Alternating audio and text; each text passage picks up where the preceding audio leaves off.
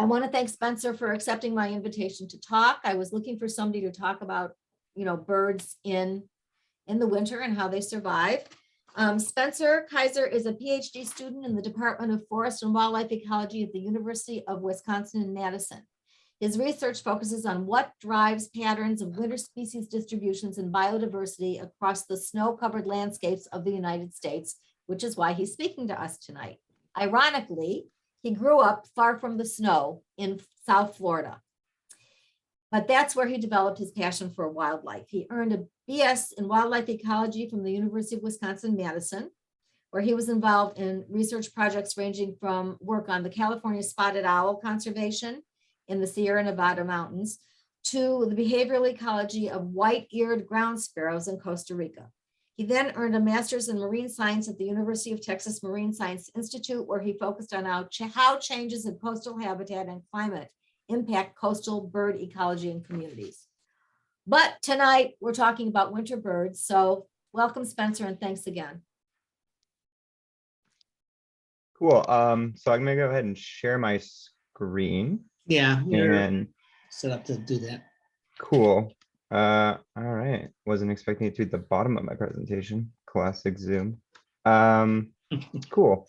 So can you do me a favor and let me know if you're seeing presenter mode or if you're seeing the full screen? Full screen with the next slide Okay. notes. Okay, great. Let me swap that then. How about now? Still, There we go. You got There it. you go. All right, great. Cool. So thank you to Rena and Sunny for organizing this. It's kind of my privilege to give this talk here. So I'm going to be discussing the various adaptations that birds employ in winter to survive. And I'll be focusing on a few major strategies and then some kind of cool case studies to go into it. And then I'll branch off into a little bit more of broad spatial patterns and more of like the ecology side of things. As Rena mentioned, I'm a doctoral fellow at the University of Wisconsin-Madison, studying how snow and winter climate shapes the distributions and biodiversity of winter adapted species, both mammals and birds, but today I'll be focusing only on birds. With that, I think I'm going to get right into it. So before I begin, I wanted to kind of just use a land acknowledgement statement to honor the former people of Madison. Specifically, the University of Wisconsin-Madison occupies the ancestral Ho-Chunk land, a place their nation has called Dejope since immemorial. In 1832 treaty, the Ho-Chunk were forced to cede this territory. Decades of ethnic cleansing followed when both the federal and state governments repeatedly but unsuccessfully sought to forcibly remove the Ho-Chunk from Wisconsin. And this history of colonization informs the shared future of collaboration and innovation in the state of Wisconsin and in Madison specifically. And with that, I'm going to dive into more of the science. So before I begin, I just want to give you a quick background, even though Rena kind of covered this, but I'm originally from Miami, Florida. So it's kind of interesting to be studying snow and winter adapted species when you come from a subtropical biodiversity hotspot known as Miami. So I started my life there, and then I moved across the country to Madison, Wisconsin to pursue a bachelor's in wildlife ecology at UW-Madison. From there, I decided to do a master's in marine science at the UT Marine Science Institute, which kind of gauging from some of the discussion earlier, seems like many of you are familiar with South Texas and Port Aransas specifically. One of the only kind of native areas for wintering whooping crane, which is always extremely special to be able to observe.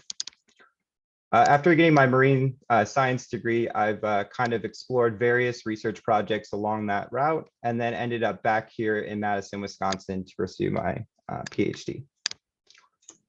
So my research interests are broadly couched in a few kind of major areas. The first is understanding the drivers of species distributions and also understanding the impacts of global change on biodiversity. So specifically, I focus a lot on community dynamics and species distributions. And then I like to really kind of prod into and try to understand the ecological mechanisms that govern changes in biodiversity. We're currently undergoing the sixth mass extinction, you might have heard. So a huge collapse in extant biodiversity, largely driven by anthropogenic changes in climate and in land cover. And then finally, I like to apply the knowledge we gain from understanding the patterns and processes to hopefully aid in conservation, specifically delivering products to people who are using these products for on-the-ground conservation efforts across the United States.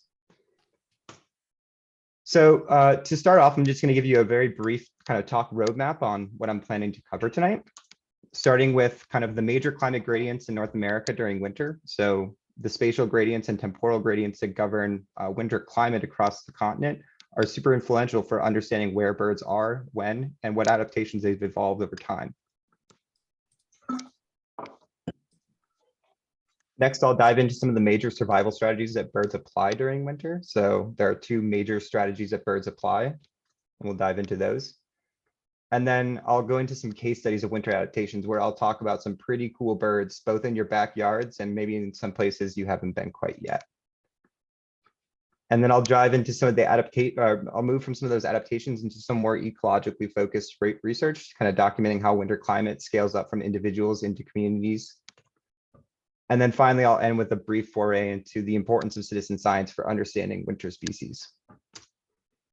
So first, I'm going to start with a pretty general question. What is winter?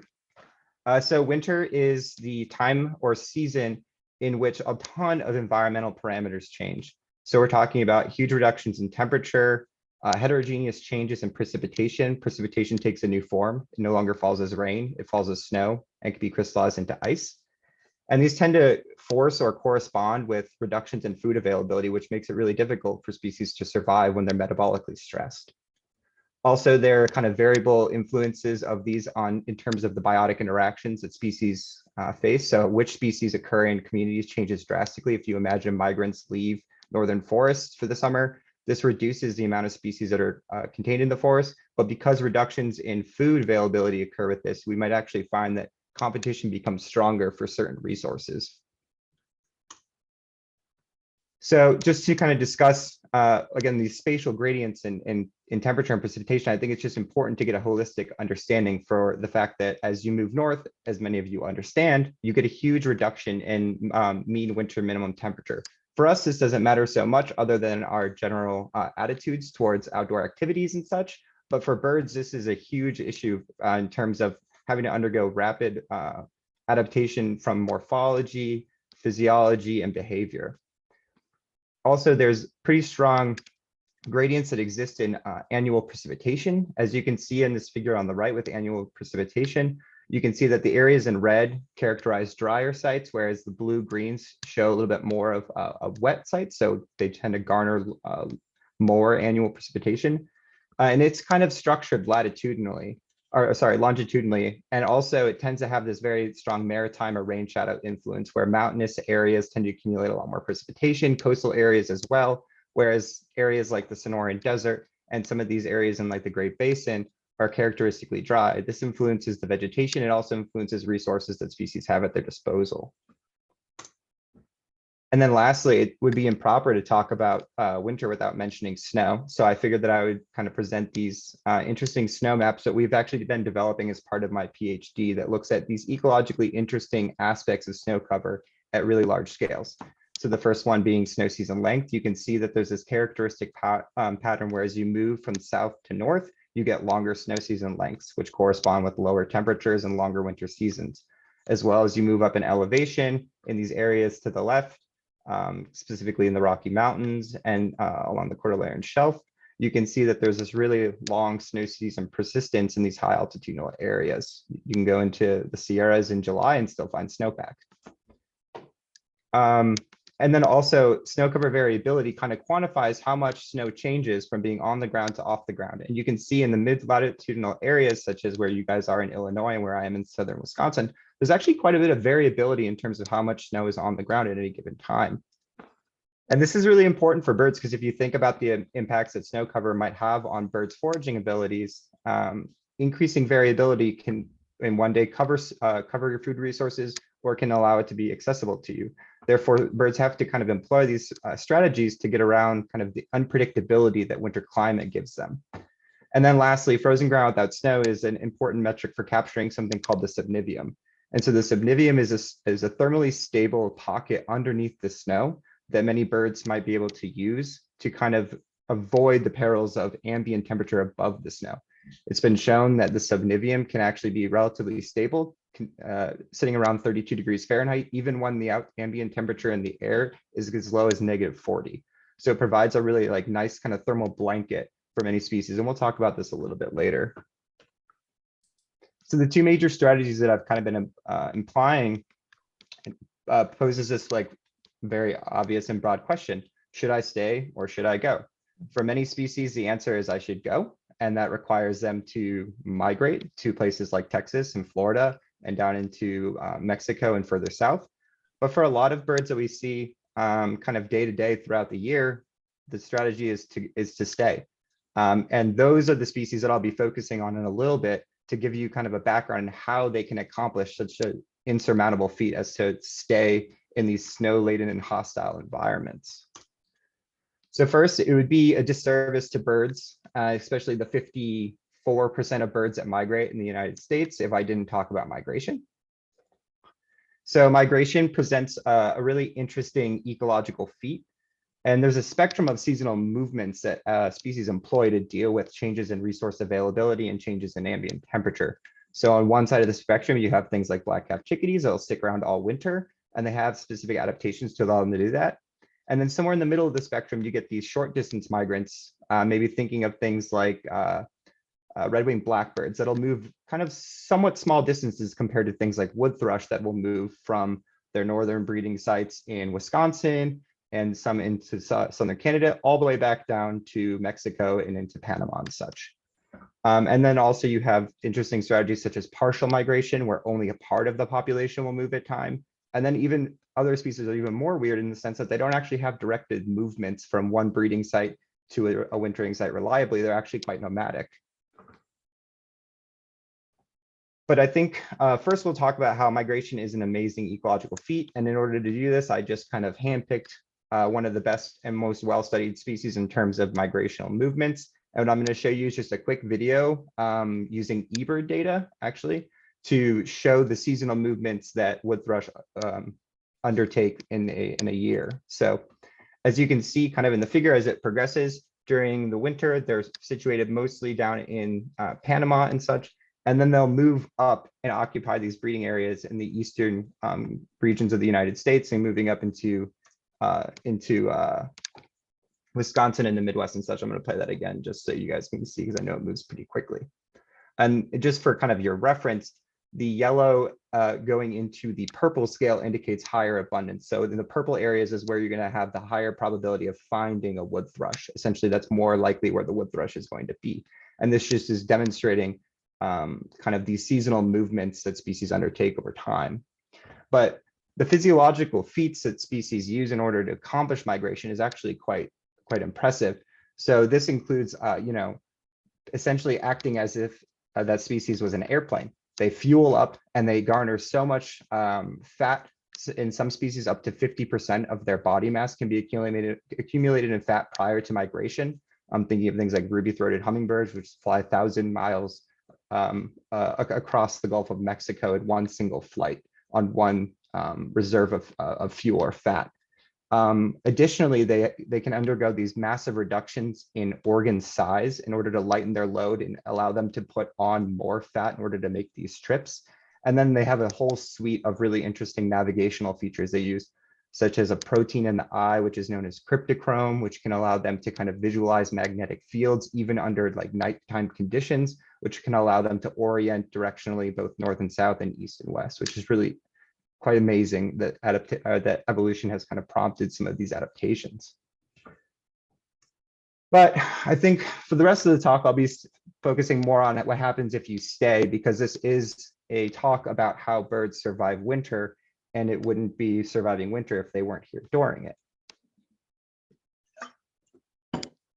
So in order to do this, I'm just going to present one mathematical equation that kind of summarizes essentially all of what I'll be talking about for the next kind of remaining time of this talk. And it really kind of centers around how temperature affects birds.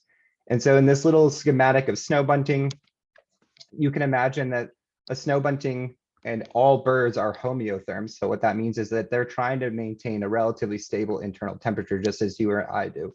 We tend to sit at 98.6, birds can sit about around 105 degrees Fahrenheit, 40 degrees centigrade. But the ambient conditions outside can be at 0 and even much further colder than that.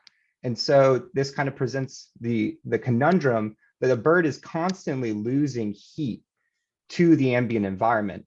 And in order for that to be kind of circumvented, that means that organisms that imply homeothermy or endothermy need to produce their own heat. And the only way to do that is to have enough energy contained within the body to constantly produce that via metabolism. And so essentially the only way that organisms can modify the metabolic rates in which they kind of have to deal with these cold temperatures is by to acquire more food. That way they can produce more heat, or is to employ some kind of adaptation that allows them to increase their insulative capacity. So when I talk about insulative capacity, this is like known as us putting on fat for the winter, or us putting, or like a whale using blubber. But for birds, this tends to be through a series of physiological and morphological adaptations, such as feathers. And so for those species that stay put, the three major strategies for how birds deal with winter can then take kind of three broad forms. And so the first would be morphological, which just means a change in the actual form of the body in some way or another, or the appendages used. There's physiological changes. So this is a change in the actual machinery that the bird might use for like metabolic processes.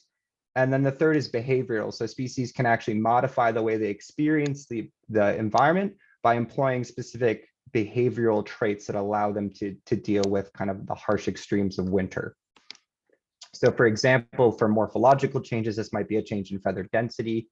For physiological changes, this might be a physiological change that allows a gull's feet not to freeze on ice.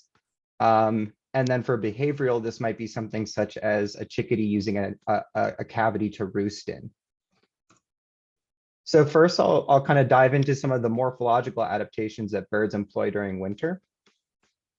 But first, this is kind of the first stop for trivia. I was hoping that maybe you guys could give me some examples of species that you know turn white in the winter, since this is the first stop on our journey through morphological adaptations, is the transition from brown plumage to white, or just the full year embodiment of white plumage. So maybe if people wanted to put in the chat or wanted to just unmute themselves and give me some examples of kind of white birds they can think of. Ptarmigan. So ptarmigan, yep. So we have, let's see, we have 3 species of ptarmigan in North America. Snow bunting. So ptarmigan, snow bunting, any others?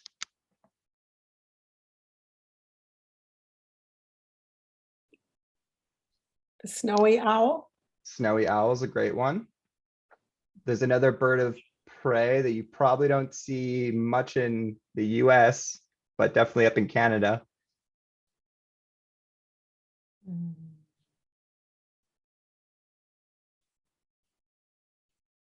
Give a couple more seconds, and then I'll reveal some of the ones that I have on the slide. Gyre falcon. That's Yeah, what I was saying. that's the one. Yeah, that's the other one I was thinking. Okay, so yep, you guys pretty much nailed them all with just minus snow geese. But some of the birds that I was thinking about, of course, would be snowy owl, snow bunting, snow goose, and things like all 3 species of ptarmigan, and also gyrfalcon. So these birds kind of embody this like winter is the season of white ideology. And that specifically can act as like a really important camouflage mechanism. For some species, it seems a little odd because they're predatory, like gyrfalcon and snowy owl. Why would they turn white?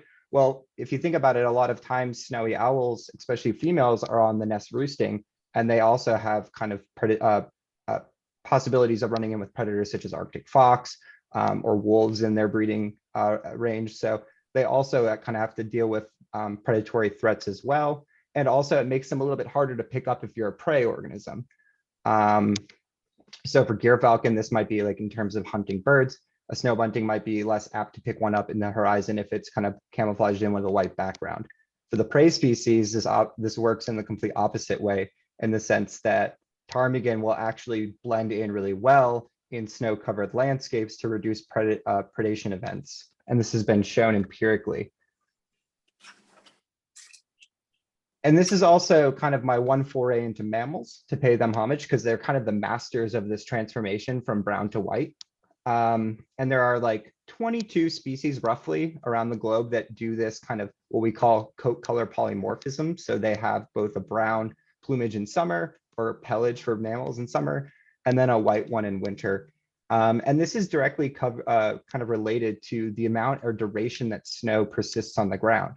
So if you remember those maps I showed you where like maritime climates tend to harbor lower snow seasons or like less long snow seasons, you can see these are the areas that typically pick up species that have more brown coloration throughout the year, or the probability that you'll find a brown individual is higher than that of finding a white individual. And they make these really interesting kind of gradients in terms of the species that have more brown individuals in the population versus more white individuals in the population. This can be kind of typified pretty well with long-tailed weasel here in the center as just one example. So the orange is showing you the probability of finding an individual that's white being low. So the probability you find a white long-tailed weasel in Florida is virtually nil. And this makes a ton of sense, right? There's no snow in Florida. Why would you expect a white individual to be there? It doesn't provide any adaptive kind of benefit for that individual because it will be mismatched with its background. And this is actually really important.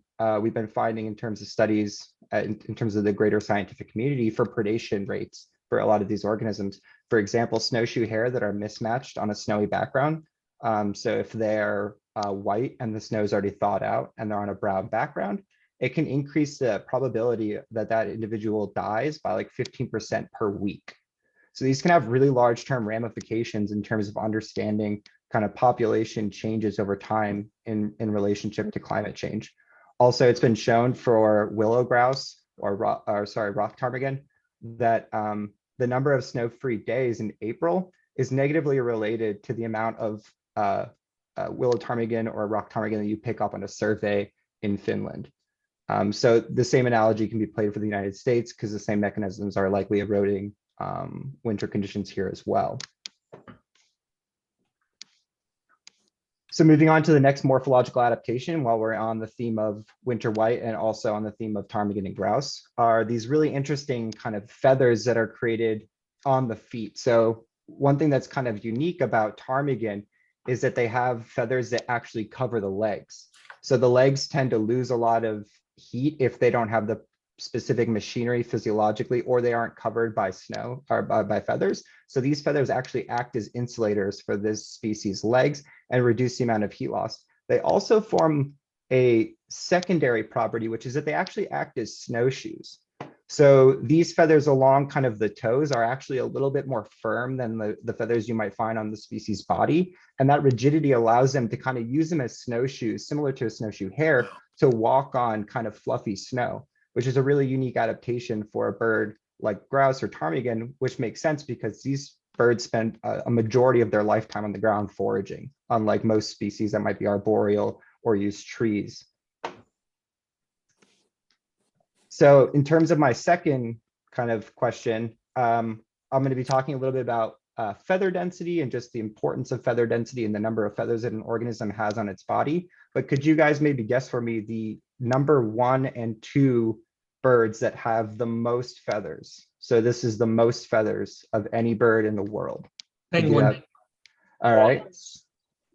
What was that? Swans. Okay, so I got penguin and swan, and you guys are too good.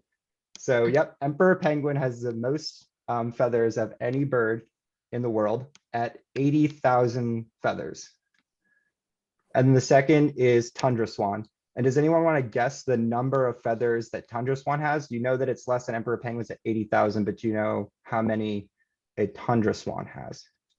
High or low? 200. 200,000, 200 in general. It's 200. Okay, so I got 200. Anyone want to go higher or lower? 50,000. 50,000. Okay, Somebody said 40,000. 40,000. All right, I'm going to call it. So 40,000 was the closest. Trumpeter swans have just roughly a little bit more than 25,000 feathers. Does anybody want to guess where most of those feathers are located? Neck. The The neck is correct. So I saw Greg unmuted and said that. So Greg is correct. 80% of the feathers are actually concentrated on the neck. And this is an adaptation for swans, which primarily will dip their necks underwater to eat submerged aquatic vegetation. So again, feather density is another way that birds kind of modify their bodies in order to retain as much heat as possible. So essentially air gets trapped between the actual skin of the bird and the feathers and is retained within the feathers, which is a hugely important facet in terms of reducing that amount of heat that can be lost to the environment. In fact, birds that live here year round, like chickadees, will actually double the amount of feather density that they have, or the number of feathers they have over the kind of annual cycle. So a chickadee in summer has around 10,000 feathers, whereas a chickadee in winter has about 20,000.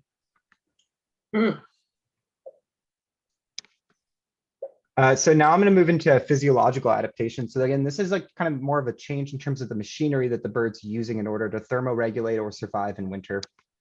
And the first one that has to come to mind is fat storage. So just as fat storage is used as fuel for migratory bouts, fat storage is also used for overnight kind of energy expenditure in many birds that will survive in winter year round.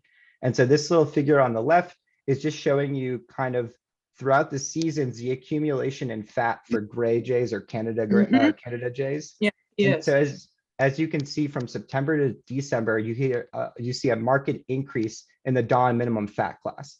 And so this is because from September to December, you're getting a much colder winter temperature. And so the accumulation of fat needs to be much greater for those species to meet their energy budgets overnight. So specifically what birds will do is they'll forage in the morning and they'll add as much fat as they can in the morning. And then overnight, they're at their maximum fat capacity. And then they'll use that fat to conserve metabolic heat overnight by basically using that to shiver. And so the picture on the right is just showing you kind of what some of that fat might look like, albeit not a great picture because this is an individual that is actually only fat class 1. So it barely has any fat kind of coming through the kind of subcutaneous part of the skin. And it's that white area that you're seeing. Kind of this is how we identify the condition that the bird's in using kind of banding protocols. If any of you guys have been banding and they ask you to check fat, you'll usually blow on the chest of the bird and look for kind of this white buildup. It's the adipose tissue or the fat.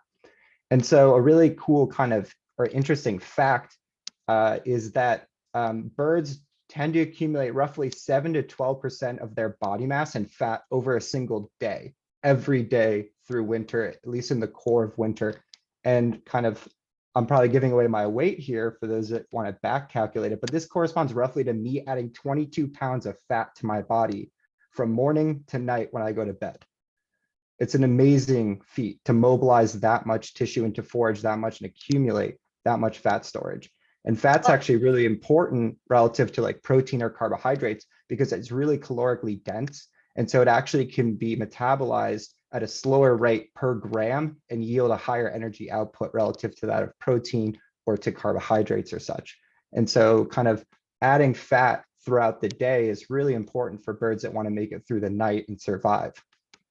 Spencer, what was that percentage? 7% every day that they add? Roughly 7 to 12% is kind of the range that it operates in. And the estimation of 22 pounds for me is based on 12%, kind of the maximum. So it'd be 15 if I was assuming that like 7%. And something that's really interesting also, and we'll talk about it a little bit later as I move into some of the behavior stuff, is that there's actually differences in terms of the fat accumulation over time based on a species foraging strategy. So for species that are like seed eaters that don't tend to do a lot of caching, so your granivorous species like common redpoll, they actually accumulate fat early in the morning and then use that throughout the day and supplement it before night. Whereas species that cache food, like chickadees or nuthatches, actually don't hit that maximum fat capacity in the morning, will actually grab seeds and remain relatively low in terms of their fat storage before putting it on right before bed. And the idea that kind of scientists have proposed for this is that actually adding fat can be disadvantageous in terms of avoiding predation. So if you add fat on, your maneuverability or your ability to take flight is actually decreased. And so you're actually more susceptible to predation when you have too much fat on you. So kind of one of the strategies for caching is actually to maintain relatively low fat levels throughout the day so that you can be a little bit more agile and avoid predation. and then pack it on at night using your kind of your reserves that you've stored around the forest. So speaking of chickadees and caching species, the next kind of physiological adaptation that I wanted to dive into was hypothermia and body size. So, and what I mean by hypothermia is that actually chickadees will induce hypothermia. They will actually enter a state of hypothermia at night. Their body temperature drops below 105 degrees centigrade or 105 degrees Fahrenheit, and they'll actually just induce hypothermia. And they can do this by shivering. But shivering is a little different in birds than it is in mammals. So shivering in mammals is an uncoordinated physiological response. Often when you shiver, you have no control over which muscles shiver. You just kind of convulse a little bit and you still feel cold.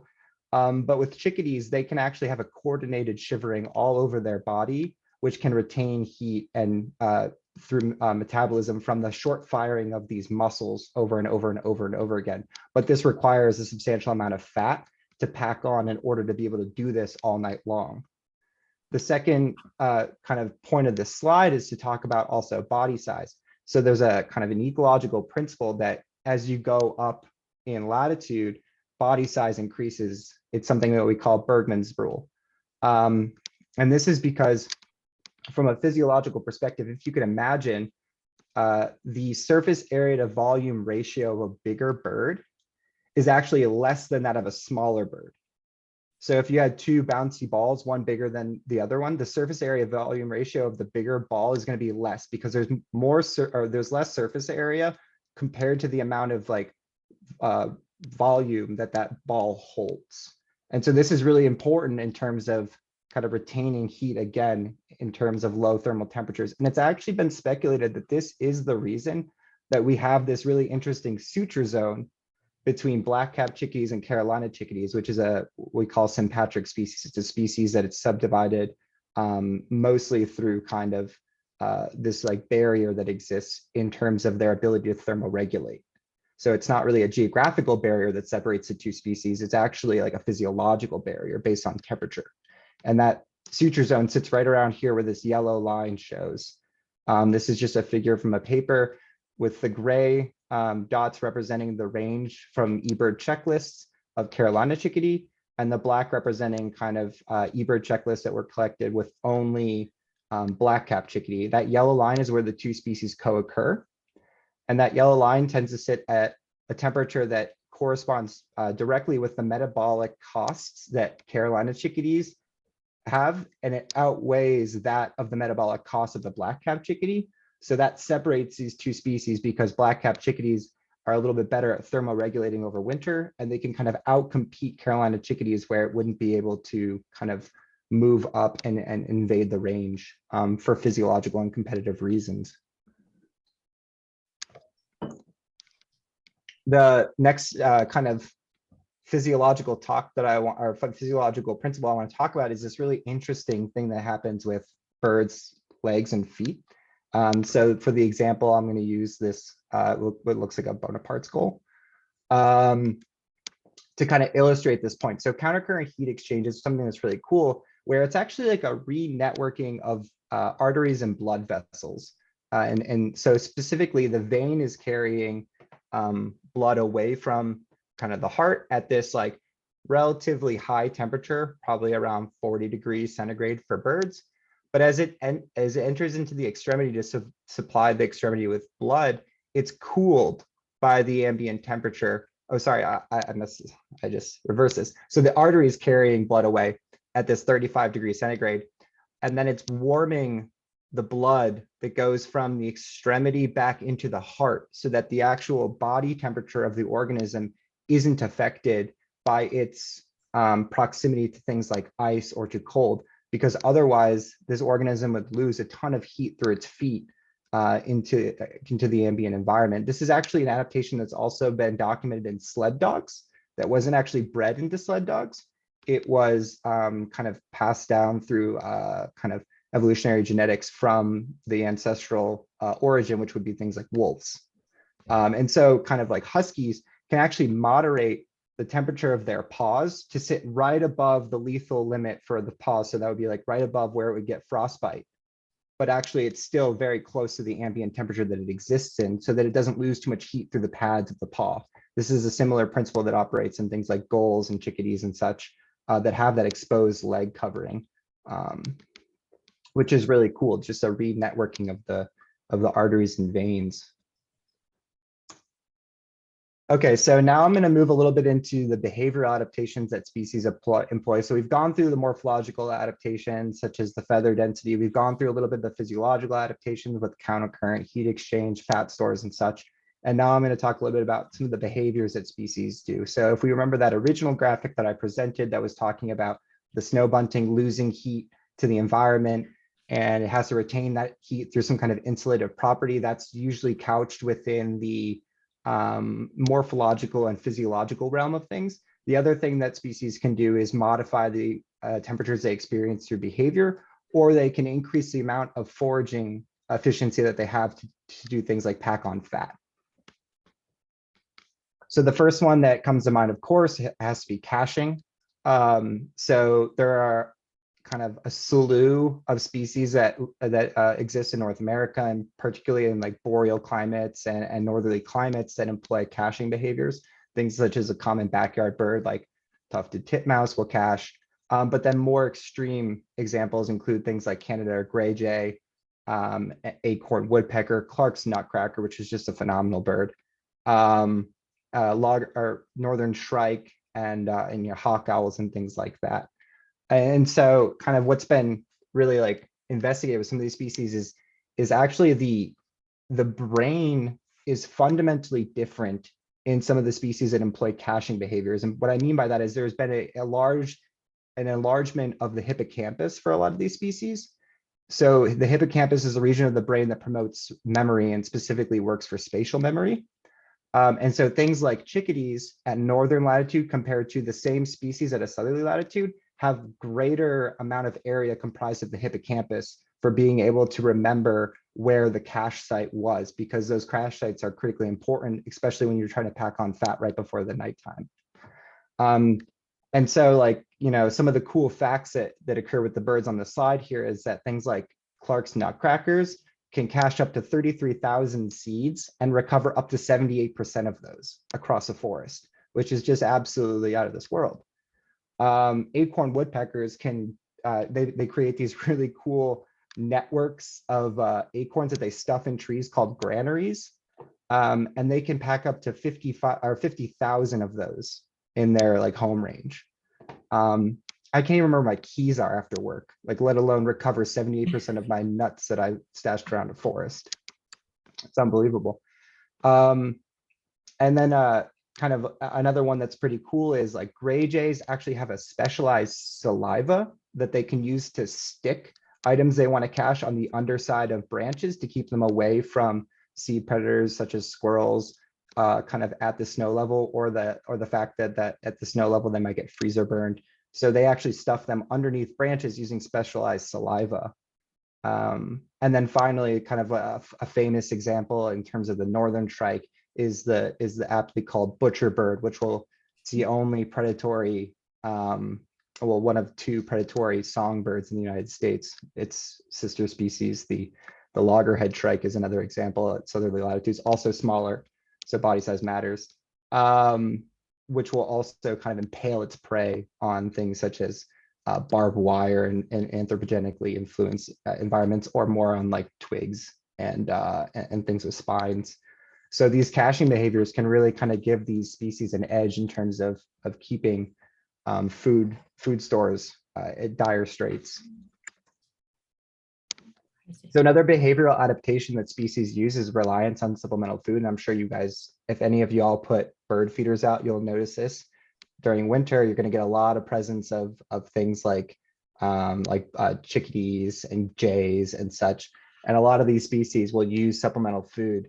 But in this example, I'm actually going to focus on a species that you don't often think as a winter adapted species. And frankly, it's not really, but maybe it could become one with supplemental food use. So this is an example from a paper that documented a pretty strong latitudinal change in the presence of Anna's hummingbirds across their range in the Western United States in relationship to supplemental food use.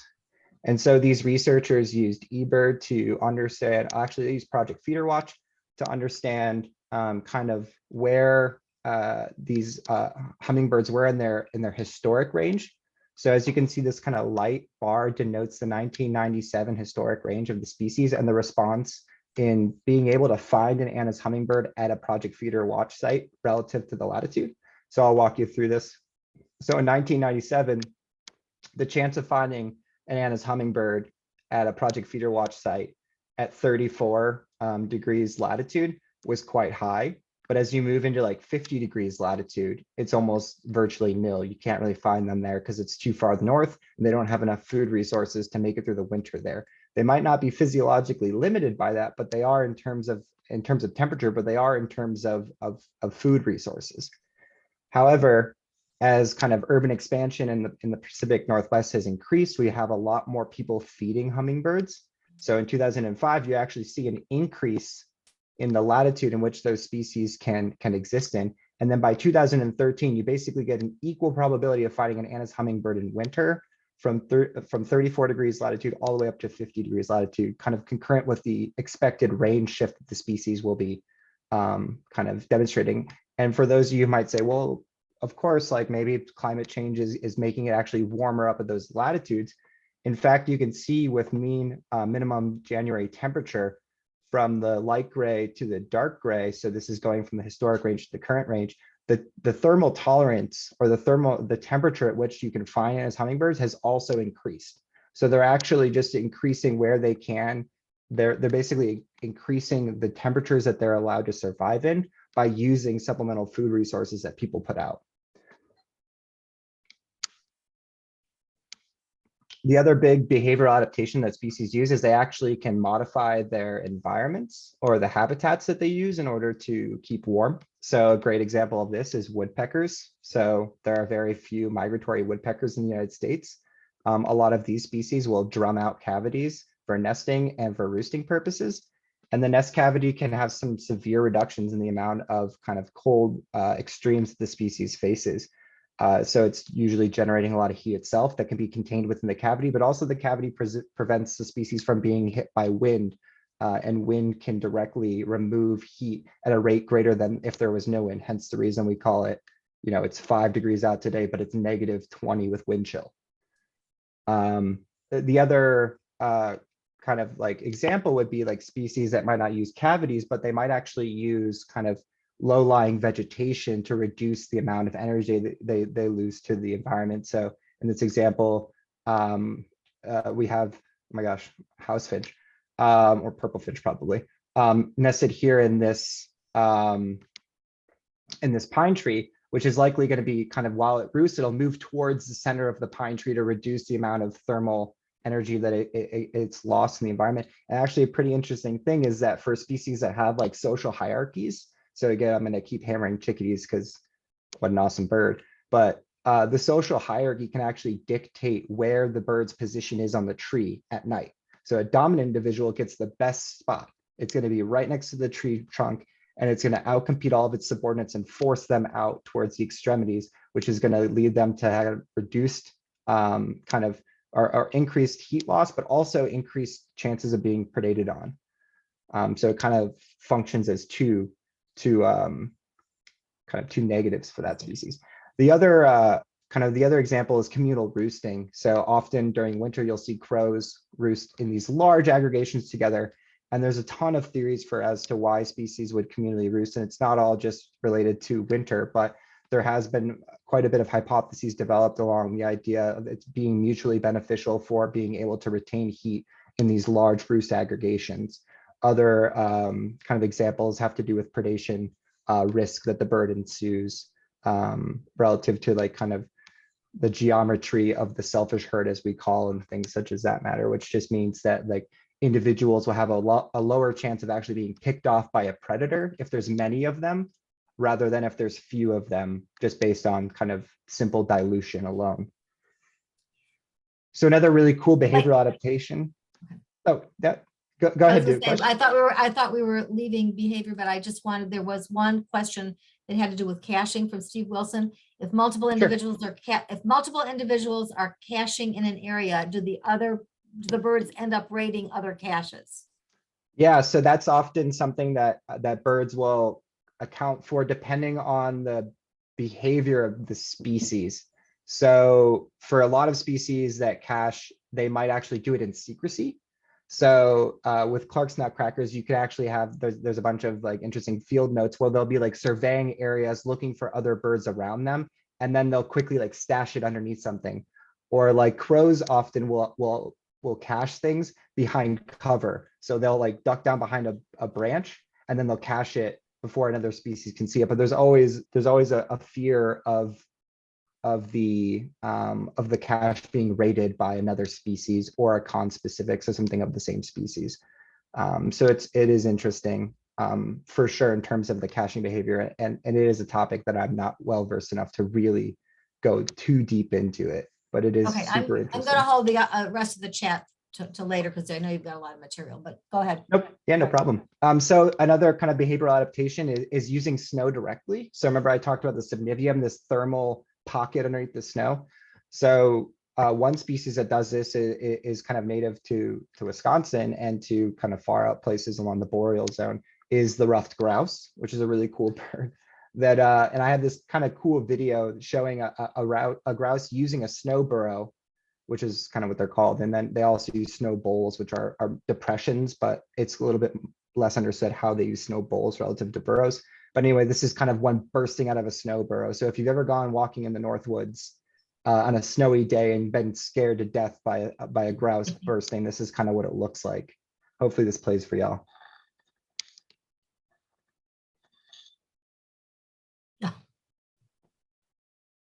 Yeah, and grouse will use that for both predation to reduce predation by being kind of just concealed by snow, and also for thermal properties. And it's been shown that actually the stress of grouse is decreased when they're in the burrow relative to kind of roosting in trees when it's particularly cold out. But then finally, I'm going to kind of end this section of individual species by talking about the fact that not all species can kick it in winter. And this is the reason you have species like Carolina chickadee that don't get past that suture zone with black-capped chickadee. But for one example that's particularly well documented is Carolina wren. So this little map on the right is just showing you that Carolina wren, the variation in the amount of individuals you find is generally much higher in northern areas. So that's along their northern range edge. That's where the population tends to fluctuate quite a bit relative to the populations down south. They're quite stable. And that variability in the populations at the northern range is actually quite well explained by the number of days that accumulate greater than 4 centimeters of snow. So snow obscures Carolina wren's ability to forage. It's a ground forager, and it doesn't have like the adaptations or the behavior that some of these other species have to really kick it in winter. And so that's one species that's an example of species actually limited by winter conditions and can't survive. And then the figure on the left is just showing that actually it's not really temperature per se that limits that northern range boundary as much as it's access to food per se. So physiologically, that species might be able to exist in a colder temperature than it currently does, but it can't because it can't actually extract food from the environment at a meaningful rate to allow it to persist in those areas. And so it's just showing that the dark arrows are areas that have feed. So they have supplemental food for this organism, versus the kind of hollow areas are those that don't have food. And you can see that the post-winter density, so the amount of wrens that you find after winter is much higher in areas that supply the species with food relative to those that don't. And so this is just one kind of line of evidence to suggest it's not always temperature per se, but it can be food limitation. So now I'm just going to kind of do a quick brief foray into talking about adaptations, or moving from adaptations into large scale patterns in relation to winter climate. So this is a really cool study that I figured I'd kind of mention that's done in the western part of the US. It was actually done in the mountains of Arizona that was looking at the effects that snow cover would have on kind of breeding season densities of birds. And so in the pictures on the left, you can see essentially what the study did was it fenced off areas of forest, and in doing that, it simulated the effects that high density of snowpack creates. Because increased snowfall will increase snow depth and it will limit elk browsing. And elk tend to denude forests similar to deer in the northern forest here in Wisconsin and Midwest. Elk play a very similar ecological role in the western mountainous portion of the United States. And so the plot on the top and the bottom shows kind of an area that has not been accessed by elk, and then an area that has been accessed by elk. And you can see that elk completely remove a ton of the structure in the vegetation, and structural variation is really important for birds in terms of nesting. And so you can see in these areas, the pre-treatment are these black and white. Those are really low. That means that there was negative kind of like really low densities of these birds, so specifically hermit thrush, orange-crowned warbler, Virginia's warbler, so forth and so on. But after you apply the treatment, so you remove elk and you simulate kind of that increase in snow depth, you can see a skyrocketing increase in the number of birds that actually form breeding pairs and nest in these sites for all species except for gray-headed junco. This might just be because gray-headed junco actually prefer more open ground because they're ground foraging species, and it works better for their ecological niche. Just based on time, I'm gonna kind of go past this one and just talk about a little bit more about kind of snow cover and the influence on species distributions, because it's some of the work that I do currently, and I thought it'd be a cool thing to show you guys. So specifically kind of what I've been working on with my dissertation is talking about how snow cover might be the secondary ecological filter that limits species occurrence or might actually facilitate them in certain key scenarios. And so kind of this is just showing you the response that species have to different snow cover characteristics that I talked about earlier on in the presentation, namely snow season length, variability, and the amount of frozen ground without snow. And something that's really interesting is that species like the chickadees that I was talking about are actually, so this is a distribution map of the black-capped chickadee, Pediatric capillalis, and this is a species range map of the Carolina chickadee, Posile carolinensis. And you can see that the black-capped chickadee has its major core of its distribution, or the chances that you're going to find a chickadee tend to be centered much more in these like kind of northern regions. And that shows a really strong positive response in this blue line of the chickadee to increasing snow season length. So chickadees, black-capped chickadees specifically, tend to inhabit areas that have really long snow season lengths. And we talked about the ways that they can actually do that because snow season tends to be coupled a lot with temperature naturally. Whereas the kind of Carolina chickadee can't quite reach that area in the sense that it's actually quite negatively associated with increasing snow season length. And there's this really interesting transition point around 50 days of snow that kind of limit the species between the black-capped and the Carolina. So snow cover might actually act as this really interesting ecological barrier separating these two species in space. And of course, there's a ton of implications in terms of kind of eroding number of days of snow season as you move forward north, and whether or not chickadees might actually, we might be getting Carolina chickadees moved into things like, you know, Illinois and even further into Wisconsin in the near future.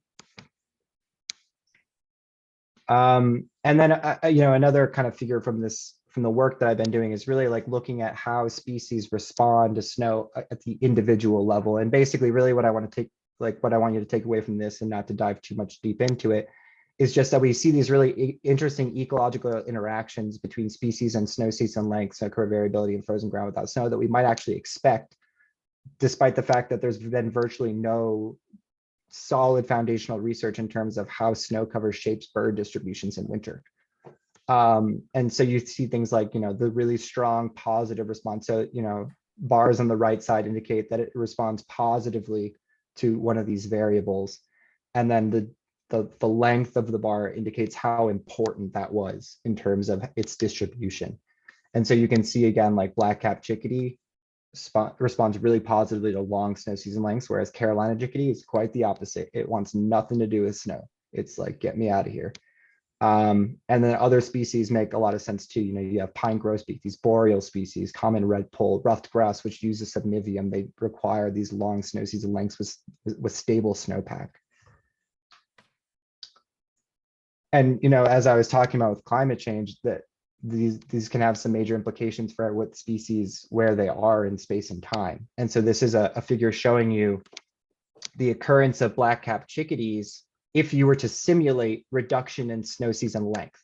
So moving from the left to the right in this fashion, you can see that at current day, this is a distribution of black-capped chickadee.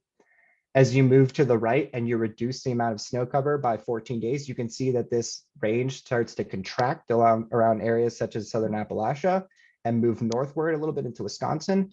And then to kind of drive home the point, moving from 30 days less snow and 60 days less snow cover, you can see a huge contraction in the species range, assuming that, you know, it responds to snow in the way that we've kind of measured it. And so these are really interesting kind of maps to disentangle the effects of temperature per se and snow cover independently in terms of global climate change. And, you know, unfortunately, things like 14 days less snow cover to 60 days less snow cover are really not that far in the future. Again, kind of being cognizant of time, I'm gonna buzz through that and just end with my last slide, which is just kind of a pitch for using citizen science, because I'm sure that we have a lot of people who contribute to eBird or different citizen science protocols and programs. And I really just want to say, like, thank you for doing everything you do, because you make my research possible. I use eBird for everything, so it's great. But really, if you kind of want to get more involved in the scientific realm and contribute more in terms of kind of bird observations, these are some really great resources to dig into. Contributing to eBird is great. Project Feeder Watch, if you have feeders and you're not part of Project Feeder Watch, but you're really interested in the citizen science aspect, maybe join Project Feeder Watch, which is operated through the Cornell Lab of Ornithology, as is eBird. Christmas bird count's another great one that we've used over the years to really understand how species shift their ranges and populations. And then some other kind of like niche but really cool ones are like Project Snowstorm, which is dedicated to snowy owls specifically, and Fern, which is the Finch Research Network. And they all rely on, you know, citizen science and also kind of photographs from people of these organisms. So I think with that, I'm gonna call it quits. And if there's any questions or we have time, Yeah, there's a feel free, couple of Rena. things in the chat. First of all, thank you. I want to tell you that like nobody left this program. So That's great. even with all your charts and graphs, your information was phenomenal. So thank you so much. It was kind of much more than I think I expected, because I didn't know that there were all these variables, and your research is fascinating. Okay, we asked about the cache. Karen Gibson asked, how does torpor fit into aid Anna's hummingbirds in colder areas? Yeah, that's a great question. So just to catch everybody, so torpor is essentially where a species can suspend its metabolic rate or reduce its metabolic rate in order to conserve energy. And this is pretty typical among things like hummingbirds, because hummingbirds require so much food to deal with their extremely high metabolic rate. And that's why they drink nectar. It's super high in sugar content, and it's important. But you know, some hummingbirds need to forage every 15 minutes in order to meet energy demands. In terms of the relationship between torpor and its latitudinal expansion, I think that probably plays a big role, in the sense that because the species has a physiological adaptation to undergo torpor, it likely can perch near a supplemental food resource, undergo torpor as long as it's in a kind of protected area, and then go hit that feeder on and on and on. And so that might be something that's actually facilitated its ability to expand. I don't think there's, at least not to my understanding or my expertise, a lot of research that I know of that's directly looked at the importance of torpor in terms of range expansion of Anna's hummingbird. But that's a great, an interesting field of study to go into. Thanks for that question. Right. Maureen asked, and you kind of, you addressed this a little bit, or you referenced it. Carolina wrens are starting to overwinter here more. It was suggested they're around the ravine areas like Bowen Park and Waukegan, that's near us. And she's asking, more food resources since less snow? Oh, is that the reason? She's asking more food resources since there's less snow? Or is that, well, I guess, so the question is, why are Carolina wrens moving north? Yeah. So I think with Carolina wren, it's going to be a combination of two factors. It's going to be, so generally across the Midwest, we've seen an increase in the number of warm summer or winter nights and winter days. So that's going to reduce energy demands. So it might not actually have to forage as much, and it might not be as limited as in its like range as those temperatures change. Also, diminishing snowpack is going to allow more access to food, increasing in housing density, and kind of like more parklands will likely give it more habitat to use. And then also supplemental feeding will boost it in those times where it actually needs the additional resources it can't get. And Carolina wrens are pretty fiery individuals. I'm sure that you guys probably know most wrens are pretty aggressive. So in terms of dominance, it might be able to like outcompete some birds of the feeder, maybe not jays, but I think one of our members actually had some nest in her garage in the winter one year or something. I don't remember. I'll have to ask her. extremely adaptable. Peter asked just if you can quickly discuss what was in your slide about eruptions, which I didn't even see. Sure. Yeah, so I'm going to quickly talk about this. Okay, so we have like eruptive birds in the United States, pine siskin being like a pretty good example, but also crossbills, and like these winter finches tend to exhibit really interesting eruptive behaviors. And so eruption can just be essentially like a movement or a far passing existence of the species past its normal range. And so an example is pine siskin showing up in Georgia, and they're not supposed to be in Georgia. They don't come down past the boreal. This is actually driven by a pretty complex suite of climate variables. So what it is that there's a push and pull syndrome that exists in eruptive individuals such as pine siskin that's moderated by temperature and seed masting of pine species. Yeah, right. So pine species will actually undergo mast, and they'll do it in these asynchronous ways where like pines in like, Appalachia will actually mast at an opposite time of pines in the boreal. And that is driven by changes in large scale regional climate phenomena. So essentially, in order for a pine to mast successfully, it wants a warm, dry winter or spring, and that'll allow it to mast more efficiently. And the birds are queuing in on that probably through proximate causes of food limitation and also through like the actual perceived climate at the area.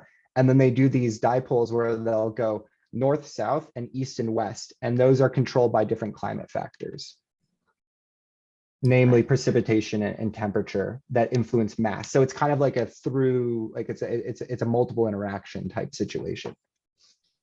We had an eruption year last year that didn't turn out to be great, but it was here. And we had Tyler Hoare actually spoke to us last year when this was happening. So that was kind of cool. That's awesome. Okay, and let me go do one more because I know it's getting late. I think there was another, there was a question about, do waterfowl have different adaptations for the winter? Yeah, so waterfowl do have different adaptations for the winter, mainly migration. So they will usually be ones to kind of get out. It's interesting though, because I don't, from waterfowl perspective, it's not necessarily limited by like the ability for them to deal with temperature. They persist in water, like almost near freezing. It's actually ice that forms on open water. And so there's a hypothesis called the frost wave hypothesis, which basically just says that waterfowl start their migration time, not necessarily with like green up or green down, so dying of vegetation, but it's actually correlated to the amount of time or the day that like ice over occurs on their water bodies. And as you'll see, a lot of waterfowl will actually move east and west rather than north and south a lot of times towards coastal areas. So that's why you get a lot of like waterfowl that'll actually inhabit marine areas during winter. Okay. Well, there were a couple more chat questions, but I think I'm gonna cut it off. It's getting late, but we really appreciate it. Everybody, Sunny, I think you can unmute everybody.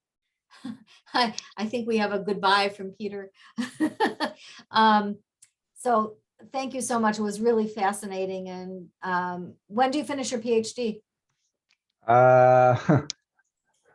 Probably 2.5 to 3 years. Ooh. God. Long haul, but looks like it's going to pay off. It's really interesting.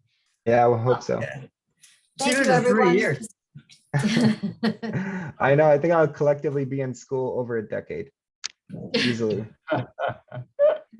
Well, you might see more climate change in that time too. So thank you, everybody. We're just very, very happy you joined us. I'll Thank be back in touch you. tomorrow, Spencer. Thank you. Thank you. Thank you, Spencer. Thanks. Thank you all for joining, coming. everyone. Great show. Fascinating. Thank you. Nice presentation.